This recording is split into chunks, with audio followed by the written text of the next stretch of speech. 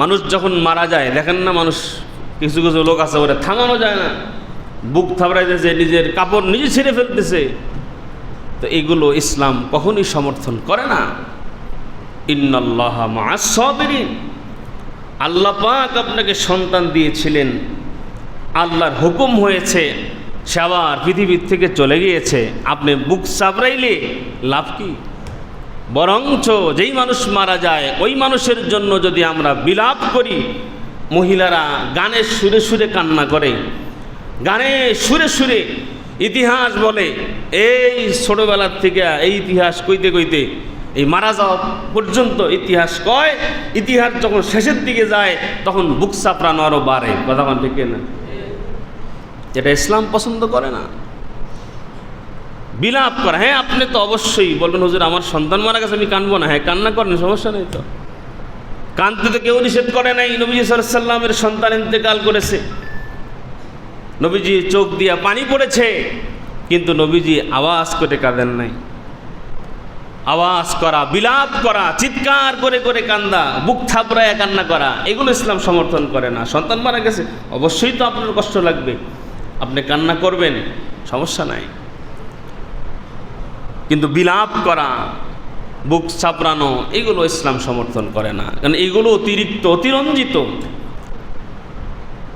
তো এই আমরা আশুরার দিনে অনেক ভাইয়েরা আছে শোক দিবস পালন করে, তাজিয়া মিছিল করে, দেখবেন ওই শিকলের আগার মধ্যে ধারালো ছুরি নিয়া নিজের পিঠের মধ্যে আঘাত করে করে নিজের পিঠের রক্তগুলো জমিনের মধ্যে ফেলতেছে। আরে ভাই, এটা কোন ধরনের পাগলামি? এই হাত, এই শরীর, এগুলো আমি ক্ষতি করার কোনো অধিকার রাখি না, কারণ এগুলো আমার নয়, এগুলো আমাকে কে দিয়েছেন? এগুলো আমার কাছে আমানত। আমার শরীরের কোনো ক্ষতি আমি নিজে হাতে করতে পারবো না, এটা ইসলাম সমর্থন করে না, জায়েজ নাই। আত্মহত্যা, এটা কি জায়েজ আছে? কেন? বলে জীবন এটা আমার নয়, আমি এটাকে শেষ করার অধিকার রাখি না, এটা আল্লাহ আমাকে দিয়েছেন চলার জন্য পৃথিবীতে। তো আমি চাইলেই আমি আমার জীবনকে বিষ খাইয়া গলায় দড়ি দিয়া আমি আত্মহত্যা করতে পারি না। আর যে ব্যক্তি আত্মহত্যা করবে বিনা হিসাবে সে জাহান্নামে যাবে, নাউজুবিল্লাহ। আত্মহত্যা করার অধিকার কাউকে দেয় নাই। অনেক যুবক আছে, অনেক যুবক প্রেম করে হাত কাটে, যেরকম সুবহানাল্লাহ, প্রেম করছে হাত কাটছে। আমি হাসপাতালে গেলাম ওই দিন, তো ওই স্যাম্পল রক্ত নেয়, যেখানে রক্ত কালেকশন করে না, তো আমি দেখলাম যে ওই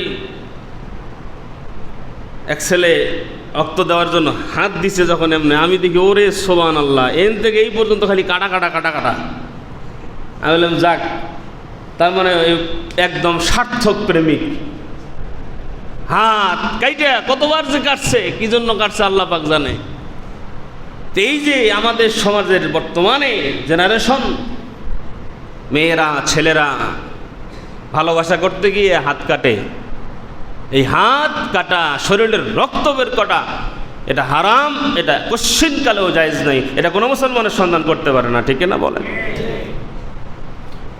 এক তো ভালোবাসা যেটা করতেছে ওটাও হারাম, ওই হারামের মধ্যে আরো হারাম ঢুকাইতেছে। আল্লাহ পাক রব্বুল আলামিন আমাদের এই সমাজকে, এই সমাজের মানুষকে আল্লাহ বুঝ দান করেন, হেদায়েত দান করেন, বলেন আমিন। এই গর্হিত কাজ পাপাচার থেকে আল্লাহ তাআলা যুব সমাজকে আল্লাহ হেফাজত করেন, বলেন আমিন। এই আশুরার দিনে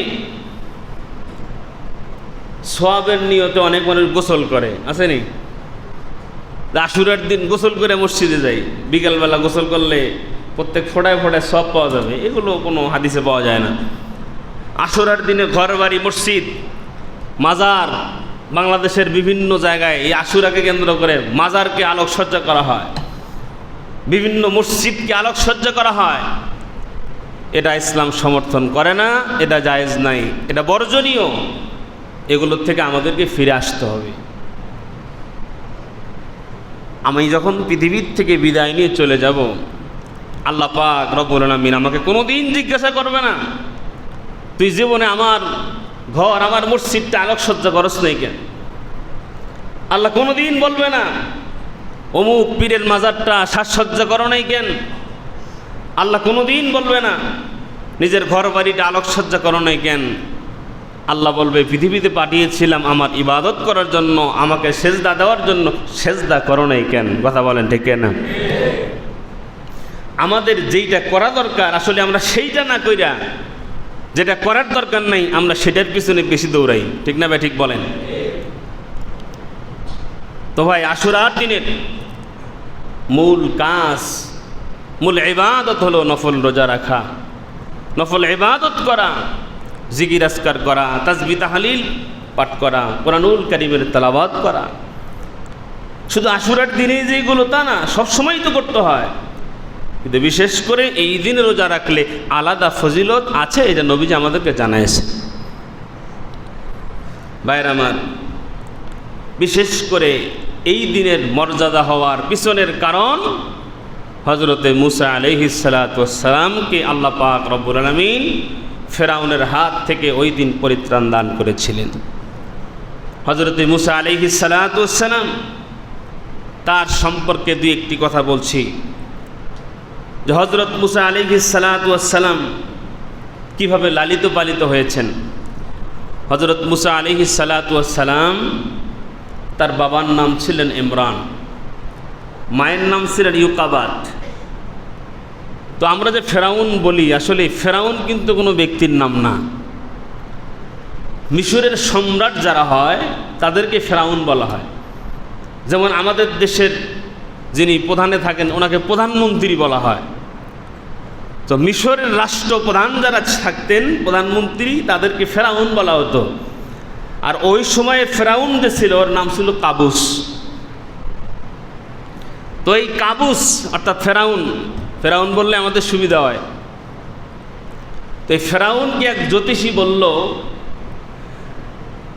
যে বনী ইসরাইল গোত্রে একজন সন্তান জন্মগ্রহণ করবে, যেই সন্তান আপনার রাজত্ব, আপনার রাজ্যকে কেড়ে নেবে, আপনার রাজত্ব ধ্বংস করবে।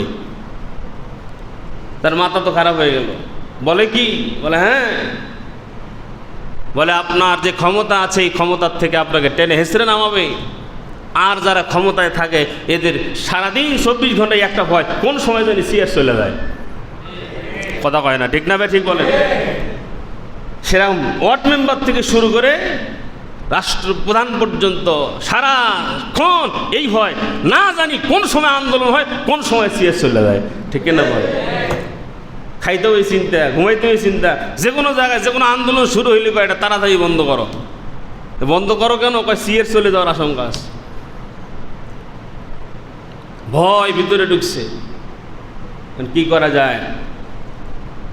যারা জালেম এরা এদের ক্ষমতা টিকানোর জন্য যা করা দরকার তাই করে, এটা আমরা নিজ চক্ষে বাংলাদেশেও দেখেছি। কথা বলেন ঠিক না বে? ঠিক।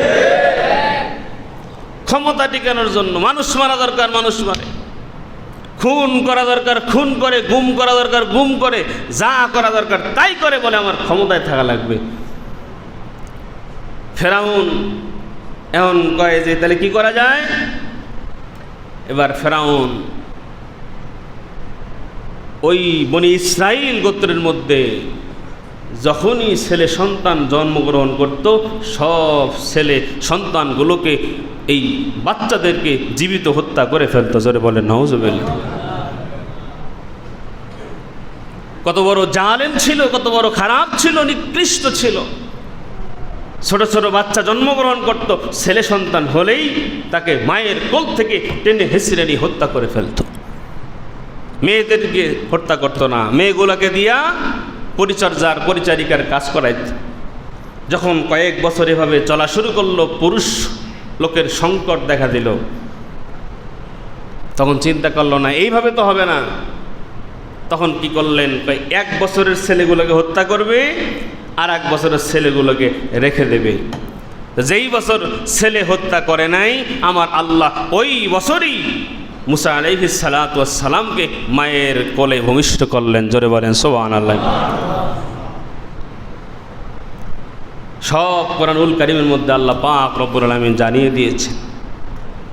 যে বাচ্চাগুলো হলেই ফেরাউন তাদেরকে হত্যা করত। আল্লাহ পাক রব্বুল আলামিন কোরআনুল কারীমের মধ্যে বলেন, ওয়া ইয নাজ্জাইনাকুম মিন আলি ফিরআউনা ইয়াসুমুনাকুম সুআল আযাবি ইউযাব্বিহুনা আবনাআকুম ওয়া ইস্তাহইয়ুনা নিসাআকুম ওয়া ফী যালিকুম বালাউম وفي ذلكم بلاء من ربكم عظيم।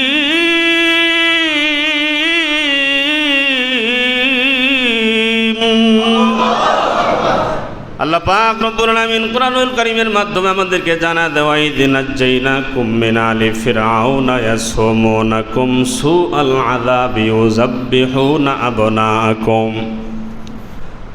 যে ফেরাউন ওই সময় মায়ের কোলে সন্তান যখন ভূমিষ্ঠ হতো, ছেলে সন্তান ভূমিষ্ঠ হলেই তাদেরকে জীবিত হত্যা করে ফেলত, কিন্তু মেয়েদেরকে হত্যা করত না। পরবর্তী